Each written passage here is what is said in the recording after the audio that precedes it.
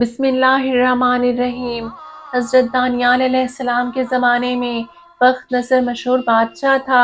ایک مرتبہ بخت نصر نے خواب دیکھا مگر بیدار ہوتے ہی بھول گیا۔ صرف اتنا یاد رہا کہ خواب بڑا حیرت انگیز تھا۔ پھر ارکان سلطنت کو بلا کر شاہی حکم جاری کیا کہ بتاؤ میں نے کیا خواب دیکھا ہے۔ لوگوں نے کہا ہم کیا کہہ سکتے ہیں۔ بادشاہ نے کہا اگر 3 دن کے اندر خواب تعبیر کے ساتھ پیش نہیں کیا تو تمہاری گردنیں اڑا دی جائیں گی۔ جب یہ خبر حضرت دانیال علیہ السلام تک پہنچی تو آپ نے اپنے ایک ساتھی کو فرمایا کہ جا کر بادشاہ کو بتاؤ میں اس کے خواب کی تعبیر بیان کروں گا۔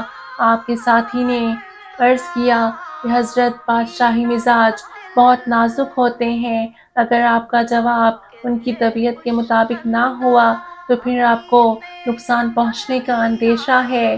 حضرت دانیال علیہ السلام نے فرمایا لا تخف الا فإن لی ربا یخبرنی بما شئت من حاجتی۔ ترجمہ تو کوئی اندیشہ نہ کر، میرا رب مجھے ضرورت پڑتے وقت حسب ضرورت ہر چیز کا علم دے دیتا ہے۔ جب پیغام بادشاہ کو ملا تو اسی وقت حضرت دانیال علیہ السلام کو بادشاہ نے اپنے دربار میں بلایا۔ بخت نصر بادشاہ اپنے سر پر تاج شاہی رکھے تخت پر پورے جاہ و جلال کے ساتھ بیٹھا ہوا تھا۔ بادشاہ کے دربار میں یہ بات لازم تھی کہ ہر آنے والا بادشاہ کو سجدہ کرے، لیکن حضرت دانیال علیہ السلام نے بادشاہ کو سجدہ نہیں کیا۔ یہ بات بادشاہ کو سخت ناگوار گزری، لیکن لوگوں کے سامنے پوچھنا مناسب نہیں سمجھا۔ پھر حضرت دانیال علیہ السلام کو تنہائی میں بلایا۔ بادشاہ نے کہا آپ نے مجھے سجدہ کیوں نہیں کیا؟ حضرت دانیال علیہ السلام نے جواب دیا یہ علم عطا کرنے والا میرا ایک رب ہے، اس کا حکم ہے میں اس کے سوا کسی کو سجدہ نہ کروں۔ مجھے خوف ہوا کہ اگر میں نے تجھے سجدہ کر دیا تو وہ میرا علم چھین لے گا، پھر میں تیرے سامنے بے علم رہ جاؤں گا اور تو مجھے قتل کر دے گا، اس لیے میں نے قتل ہونے کی بجائے سجدہ نہ کرنے کو آسان سمجھا۔ یہ جواب سن کر بخت نصر خوش ہو گیا اور بولا اپنے مالک کے وفادار اور اطاعت گزار لوگ مجھے پسند ہیں۔ اپنے رب کو راضی رکھنے کے لیے تو نے جو کچھ کیا میں اس سے بہت خوش ہوں۔ پھر حضرت دانیال علیہ السلام نے پہلے خواب بتایا، پھر اس کی تعبیر کی۔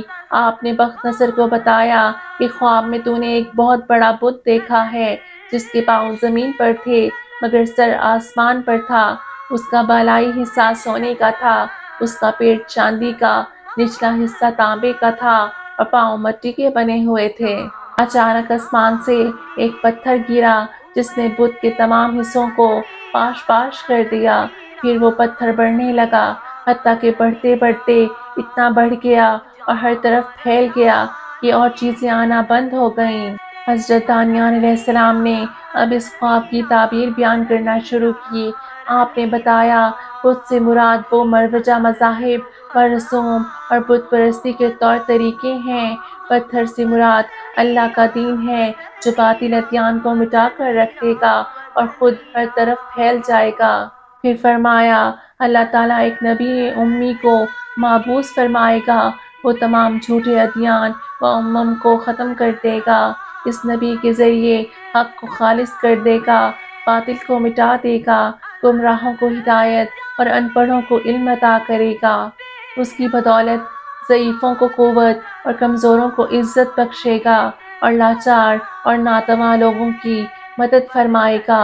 حضرت صلی اللہ علیہ وآلہ وسلم کی آمد سے پہلے ہر طرح سے دنیا کو خبردار کیا گیا کہ یہی وہ ہستی ہے جس کی وجہ سے دنیا کو خوبصورتی سے سجایا گیا۔ یہی وہ ہستی ہے جس کی ذات بابرکات کعبۃ اللہ شریف کو بتوں کی غلاظتوں سے پاک کر دے گی۔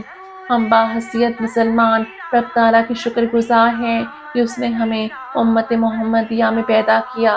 اللہ پاک ہم تمام مسلمانوں کے لیے اپنی رحمتوں کے در کھول دے، آمین۔